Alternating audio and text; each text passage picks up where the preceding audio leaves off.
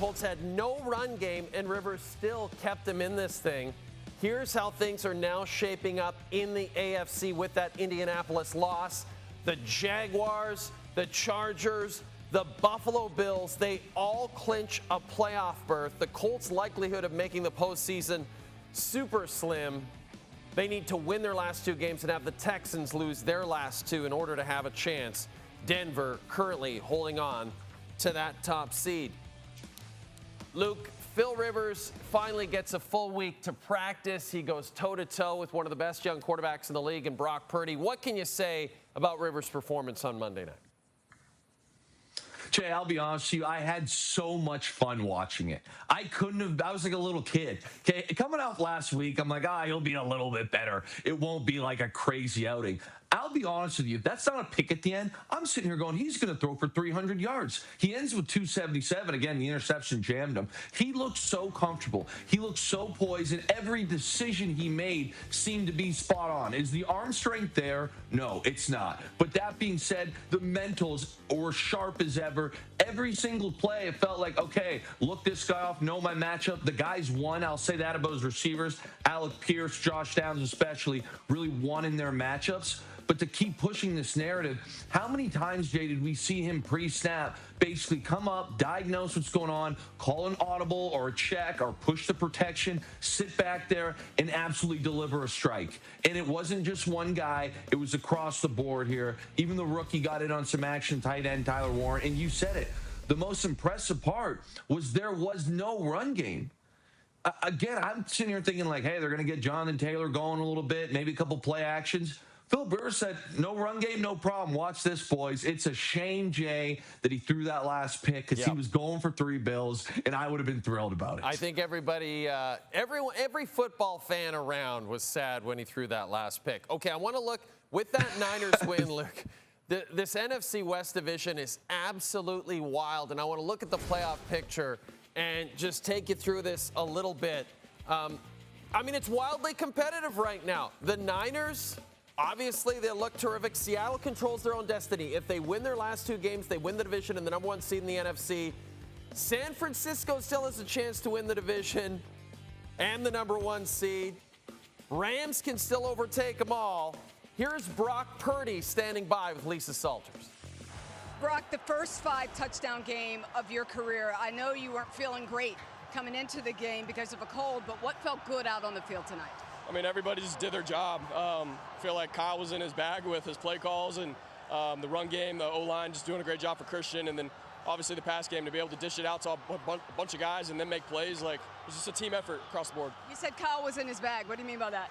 I mean, just the play calls. Everything was, I just feel like it timed out really good. The play action pass, all the things. He did a great job calling plays. It was also the first time a 49ers quarterback has thrown for 5 touchdowns in 35 years.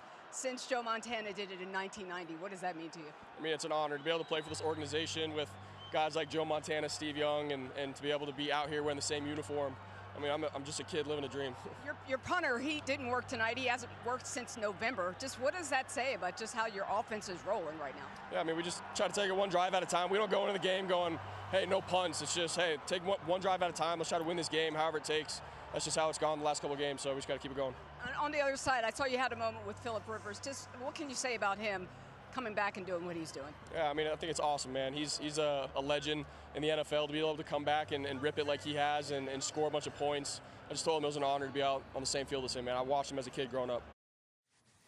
Yeah, 19-year age difference between Brock Purdy and Philip Rivers. You love to see Brock Purdy with the respect there. Everyone loves Philip Rivers. But, Luke, it wasn't that long ago that you and I were talking about Brock Purdy when he was injured and wondering if Mac Jones had maybe supplanted him as the number 1 starting quarterback in San Francisco. Mac Jones played really well this year, but Purdy was really impressive on Monday night. Overall, how impressed are you with this Niners offense right now? Yeah, Jay, you said it. Purdy was on fire. You asked how impressed I am. This team is healthy. And Mac Jones, tip your cap to him. He got them to this point where they're able to perform like this. But this is why you go and you pay guys like Brock Purdy. You pay guys like Kittle. But beyond that, it starts with the run game. Okay, the run game has struggled. You know, they've committed to it. But it struggled really all year, and today it did not. You averaged 5.6, well over 100 yards on the ground for CMC.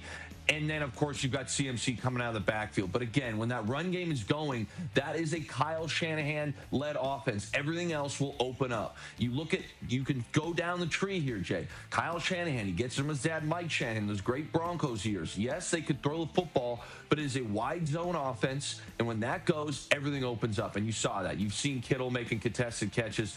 I thought Juwan Jennings also had an awesome game, some big third down conversions.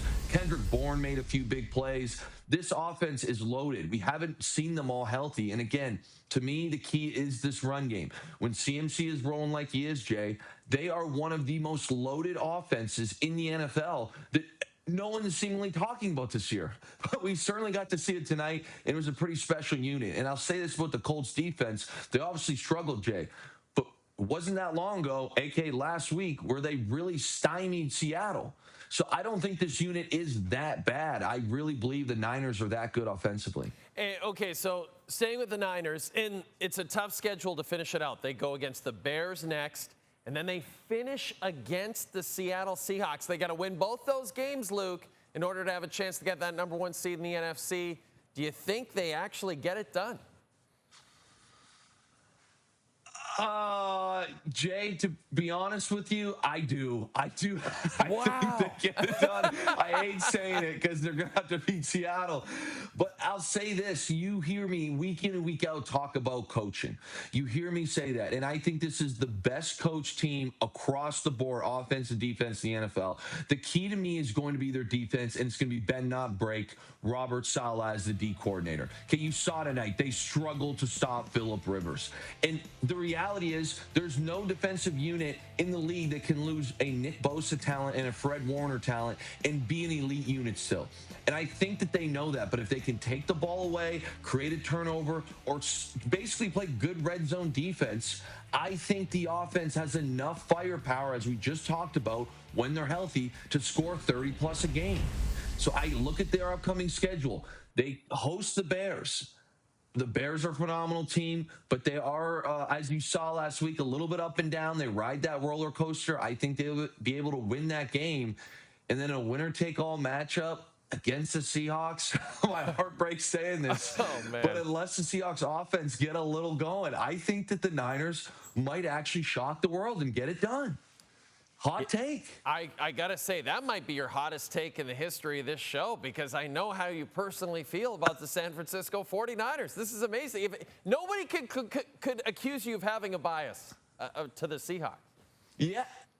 Jay, again, I don't think on paper they're the best team. I do not think that whatsoever, especially with the injuries on defense. But I can't stress enough how much respect I have for Kyle Shanahan, calling the plays on offense, Kubiak, the brother of the offensive coordinator for the Seahawks is their offensive coordinator, and Robert Saleh. You know, Robert Saleh has done a phenomenal job finding a way to keep these games close so that the offense can win. So that's where I go. I point the finger at the coaches. They got veteran guys. I think they're going to shock the world. Head out to that vending machine, grab yourself a snack, because you did great in this segment, pal. I appreciate it, Jay. Thanks. I appreciate it. Thanks, Luke Willson, joining us from a hotel room, parts unknown. Week 17 in the NFL, kicking off with a trio of games on Christmas Day, right here on TSN. Cowboys Commanders open up the triple dip with an NFC East clash. Dak Prescott trying to become the first quarterback in franchise history to lead the league in passing yards. It's the Lions desperately trying to keep their playoff hopes alive in mini. The Chiefs have been eliminated. They can help spoil the Broncos' hopes of claiming top spot in the AFC. All the coverage begins at 1 p.m. Eastern right here on TSN.